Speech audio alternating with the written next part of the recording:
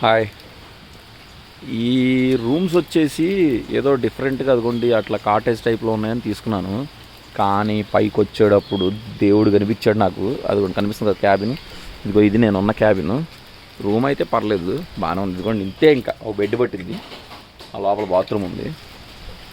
అసలు ఇంత పైన ఇచ్చాడని చెప్పి వాడిని రూమ్ వాడిని తిట్టుకున్నాను కూడా నేను. చూడండి చూపిస్తాను.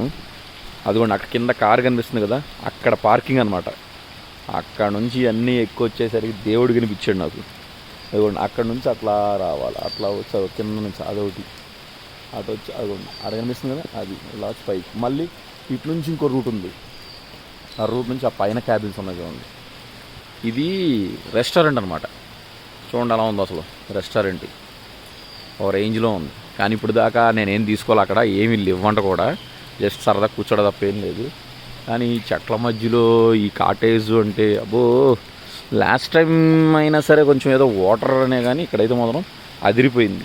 ఇది ఇక్కడ ఫ్రెండ్స్ నుంచి ఫొటోస్కి ఇది ఇక్కడ బాగుంటుంది స్పాట్ ఇది.